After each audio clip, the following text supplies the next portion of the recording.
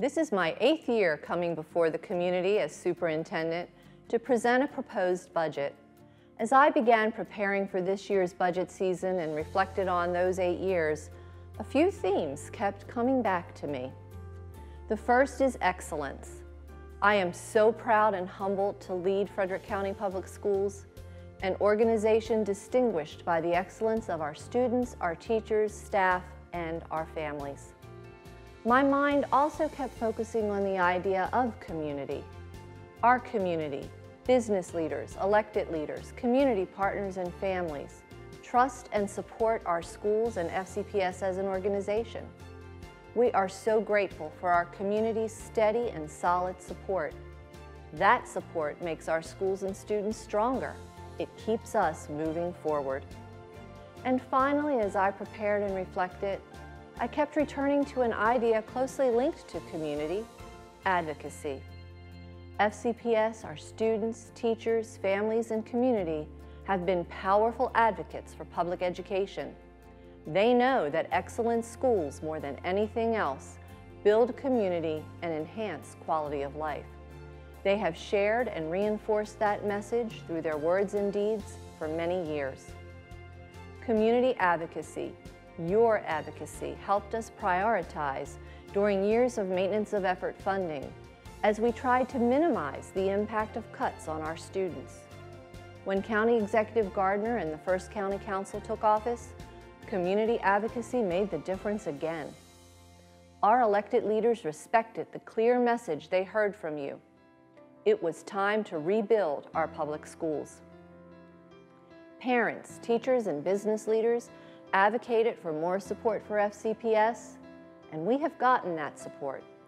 For the last 4 years, we have been moving forward together as a community to restore and rebuild. Every year we gain momentum. Every year brings new progress. Thankfully, our elected leaders have increased our funding by $34 million over the last 4 years. That investment is a mark of the trust County Executive Gardner and the members of the County Council have in our schools, our teachers, and our students, and we thank them for their leadership. In the last 4 years, we have worked with our county leaders to continue moving forward as a school system. We must continue our progress in the coming year. Every year, state and county budgets face fiscal constraints and competing priorities. This year is no different. Added to that are new uncertainties, including recommendations from the Kirwan Commission to make public education in Maryland competitive with other world-class school systems. But I am certain about 2 things.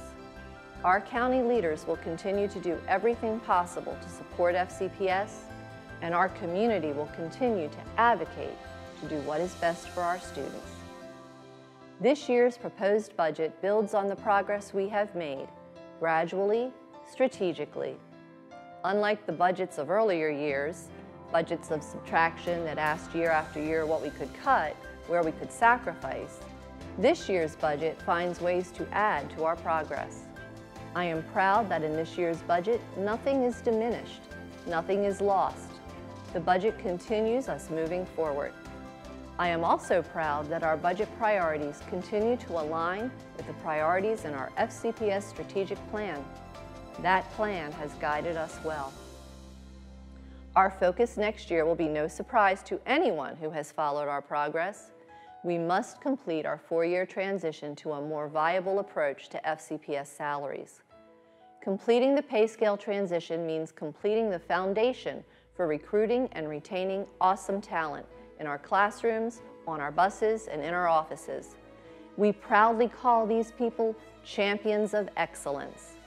Attracting and developing talented professionals at every level is key to our success. I hear that feedback from every segment of our community. We must have teachers of the highest caliber in every classroom and staff of the highest caliber throughout FCPS supporting their work. Our new pay structure will get us there. Indeed, it already is. We have already boosted pay for new teachers. We have already created built-in incentives for teachers' professional development, encouraging them to take ownership of their own growth. We have already incentivized experienced teachers to continue their service in Frederick County. And we have already begun to be able to offer more competitive salaries to the professionals who help run our school system. FCPS staff, our Board of Education, and the Frederick County Teachers Association have made Herculean efforts in the last 3 years to advance the new pay structure. Our planning is paying off. Now it is time to reach our goal. Therefore, I have proposed $17.7 million to fund the final year of our pay scale transition and do just that. The second priority in the proposed budget addresses enrollment growth. Frederick County is a place people want to live and work. New residents continue to trust and choose Frederick County Public Schools. To support that growing enrollment in the next year, I propose adding approximately 79 new positions, 49 of which are teachers. Several of those positions will specifically support special education services. In the last year, we have made important progress to enhance services for our students with special needs, including students with dyslexia, dysgraphia, and dyscalculia. This year's proposed budget builds on that foundation. Other items in this proposed budget likewise continue progress. For example, FCPS is a national leader in school security and safety. This budget builds on that foundation of excellence by including funding for mental health professionals to support students who may be heading for crisis, funding to continue to support our new state-of-the-art school visitor management system, and funding for enhanced IT security to help safeguard our data. We are also building on progress by reinvesting in and reinvigorating the instructional resources our teachers and students use in the classroom every day.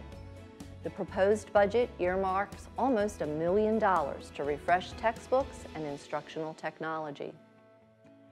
This proposed budget reflects non-discretionary cost as well. For example, we faced almost $2.8 million of inflationary increases to the employer portion of our health and dental premiums. While this estimated cost is subject to negotiation, it represents a 4% increase over last year. But every year, our staff does exemplary work to manage costs and squeeze maximum value out of every dollar. So these are the top priorities included in this proposed budget: completing the pay scale transition, supporting enrollment growth, continuing progress to support students, and paying for non-discretionary increases. In the spirit of responsibility, I have not included all priorities. These range from decreasing class size for our youngest learners, to lessening walking distances for older students, to supporting teachers with additional technology. If and when we find funding, we will support all the priorities that need our attention. Until then, we will continue to count on the creativity of every FCPS professional. I know they and our community look to a day when our budget can address all of our priority needs. As it is, this budget represents $20.2 million more in expenditures than revenues. Our elected leaders and I will work to bridge that gap. And as we do, please remember this: our county executive and county council have made outstanding public education in Frederick County their priority. With their support and yours, we will continue to deliver excellence for our students and community. Our goals, priorities, and plans are clear. We must continue moving forward. A detailed summary of my proposed budget is on our website, fcps.org. We call this Budget Version 1.0. It is the start of a longer conversation as our elected leaders and community work toward a final budget. Factors like the final funding levels from the county and state mean that details and final numbers will change. But as I note every year, our priorities will not. Most importantly, as we work through the budget process, I ask for the help and support of every member of our community.